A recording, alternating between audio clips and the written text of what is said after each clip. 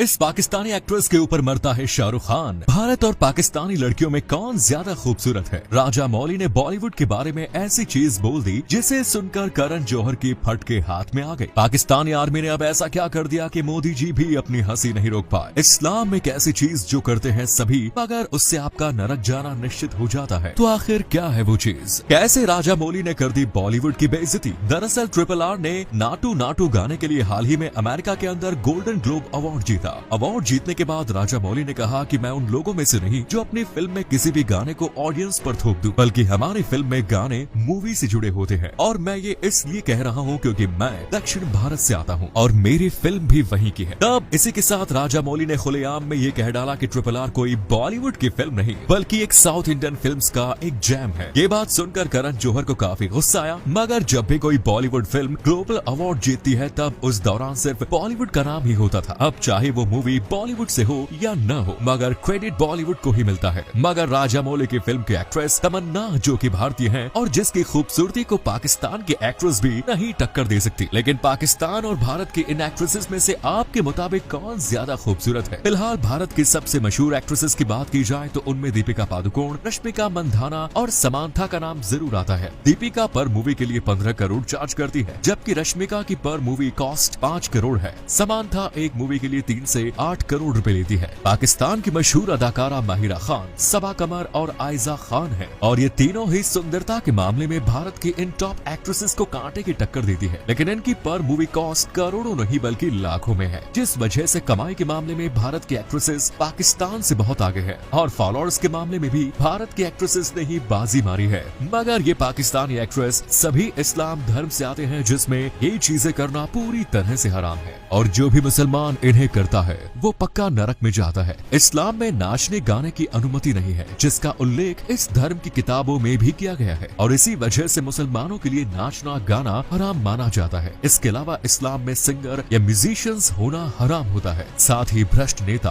भ्रष्ट जज या वकील होना और बेईमानी से किया गया कोई भी काम इस्लाम में हराम करार दिया गया है। लेकिन इस्लामी मुल्क की पाकिस्तानी सेना ने अब ऐसा क्या कर दिया कि मोदी जी भी अपनी हंसी नहीं रोक पा रहे हैं। दरअसल हाल ही में आए ग्लोबल पावरफुल आर्मी इंडेक्स में जहां भारत की आर्मी दुनिया की चौथी सबसे ताकतवर आर्मी है, तो वहीं इस लिस्ट में पाकिस्तान ने सबको चौंका दिया है, क्योंकि इस बार Pakistani army Japan, Italy, Israel और फ्रांस को पछाड़कर दुनिया की 7वीं सबसे ताकतवर आर्मी बन गई है। ये रैंकिंग सेना की ताकत को ध्यान में रखकर तैयार की जाती है और इसमें सैनिकों की तादाद, आधुनिक हथियार और रक्षा बजट जैसे कई फैक्टर्स शामिल होते हैं, जिससे साफ होता है कि पाकिस्तान ने अपना सारा बजट सेना में झोंककर जनता को कंगाली पर लाकर खड़ा कर दिया। तो कंगाली से याद आया कि अपने काले कारनामों की वजह से विद्या बालन को जेल जाना पड़ा था। एक बार जब विद्या बालन मुंबई में एक फ्लैट खरीद रही थी, तब उस दौरान उन्होंने रिश्वत दी थी और जब ये बात पुलिस को मालूम चली तब उन्हें जेल हो गई और कई दिनों बाद जाकर उनकी जमानत हो पाई। और इसी विद्या की बेस्ट फ्रेंड उर्वशी रौतेला की दौलत जानकर शॉक हो जाएंगे। अक्सर अपने लुक्स की वजह से चर्चा में बनी रहने वाली उर्वशी आज करोड़ों की मालकिन है। उनकी कुल संपत्ति लगभग 238 करोड़ रुपयों के आसपास है। उर्वशी हर महीने 45 लाख रुपए से भी ज्यादा की कमाई करती है और उनके पास महंगी महंगी गाड़ियां, आलीशान बंगले, सिनेमा हॉल और पर्सनल जिम भी है। वो फिल्मों से तो पैसा कमाती ही है, साथ ही म्यूजिक एल्बम्स और एडवर्टाइजिंग से भी उनकी तगड़ी कमाई होती है। लेकिन वो कमाई विराट कोहली के सामने कुछ नहीं, क्योंकि उनकी ऑडी जैसी महंगी गाड़ी आखिर क्यों कबाड़े में धूल खा रही है। साल 2016 में विराट ने अपने कार कलेक्शन में नई कार्स ऐड करने के लिए इसे बेचने का फैसला किया, जिसके बाद उनकी ये कार लगभग 2.5 करोड़ रुपयों में बिकी। जिस व्यक्ति ने इस कार को खरीदा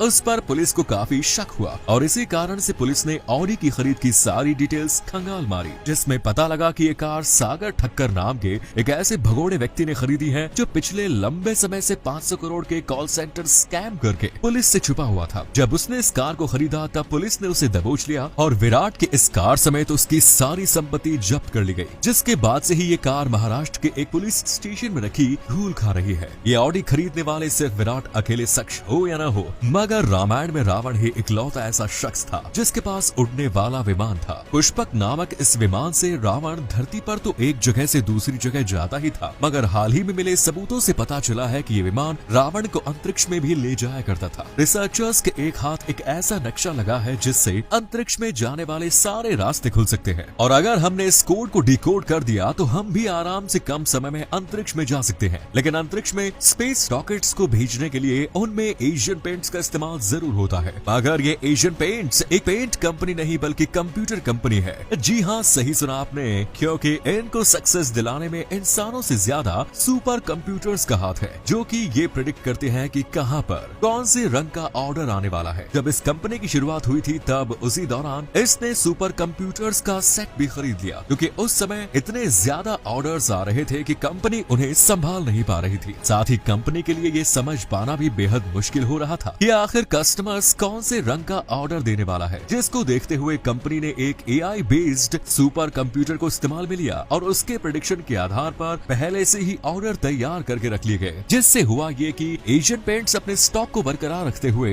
कस्टमर डिमांड को पूरा करने में कामयाब हो गए। जिस औरत को इस वक्त आप अपने स्क्रीन पर देख रहे हैं, उसे 20 नहीं 50 नहीं बल्कि पूरे 1,41,078 सालों की सजा हुई और इसे दुनिया के इतिहास की सबसे लंबी सजा माना जाता है। इस औरत का नाम चमोय थिपियासु है। 1960 के दशक में इसके द्वारा एक MLM स्कीम की शुरुआत की गई और आर्मी और गवर्नमेंट में अपनी अच्छी खासी पहचान के दम पर इसने करीब 16,231 लोगों को इस स्कीम से जोड़ लिया और फिर करीब 1 से 2,000 करोड़ रुपयों का घपला कर दिया। 1989 में चमोय और उसके 7 साथियों को कॉर्पोरेट फ्रॉड के आरोप में गिरफ्तार कर लिया गया, जिसके बाद चमोय को इतिहास की सबसे लंबी सजा सुनाई गई। हालांकि चमोय अपनी ऊंची जान पहचान के चलते महज 8 सालों में ही जेल से छूट गए। पिछले 10 से 12 सालों में भारत इतनी तेजी से ग्रो हुआ है कि हमारे ब्रांड्स विदेशी बाजारों में सबसे ज्यादा बिकने लगे हैं। कपड़ा ब्रांड रेमंड, जिसने जापान, अमेरिका, कनाडा समेत दुनिया भर के लगभग 55 देशों के मार्केट में अपनी धाक जमा ली है। पार्ले जी है, जिसको दुनिया भर में पसंद किया जा रहा है। जियो के आने के बाद भी भले ही एयरटेल भारत में नंबर 2 पर हो, पर ये पूरी दुनिया में नंबर 4 पर है और दुनिया भर में इसके करीब 50 करोड़ से ज्यादा यूजर्स हैं। अमूल आज सिर्फ भारत ही नहीं बल्कि दुनिया के लीडिंग डेयरी ब्रांड्स में से एक बन गया है। चेन्नई से शुरू होने वाला MRF टायर्स का आज पूरी दुनिया में बोलबाला है और इसके टायर्स आपको ऑस्ट्रेलिया, अमेरिका जैसे बड़े देशों में भी देखने को मिल जाएंगे। जब से टाटा समूह ने जैगवार को एक्वायर किया है, तब से टाटा की गाड़ियों की दुनिया भर में अलग ही पहचान बन गई, जिसके परिणाम स्वरूप आज मिडिल ईस्ट और अफ्रीका के देशों सहित दुनिया के बहुत से देशों की सड़कों पर टाटा की गाड़ियां घूमती नजर आती है। ये छोटी छोटी चीजें आपकी जान बचा सकती है। अगर आपके घर में कोई इलेक्ट्रीशियन, प्लम्बर या कोई भी अजनबी इंसान आया हुआ है, तब उसके घर से जाने के बाद आपको अपने घर की खिड़कियां और बैक डोर को जरूर चेक कर ले, क्योंकि हो सकता है कि वो व्यक्ति इन्हें अंदर से खोलकर चला गया हो, जिससे कि रात में वो आराम से आपके घर में घुसकर आपका सारा सामान चोरी कर सके। वैसे अगर आपका लेफ्ट हैंड शून्य होने लगे तो आपको जल्द से जल्द अस्पताल जाना चाहिए, क्योंकि ये हार्ट अटैक का सिम्टम है। हालांकि अगर आपकी एज 45 साल से कम है तो आपको चिंता करने की कोई जरूरत नहीं, क्योंकि अमूमन हार्ट अटैक 45 की एज के बाद ही आते हैं। धन्यवाद।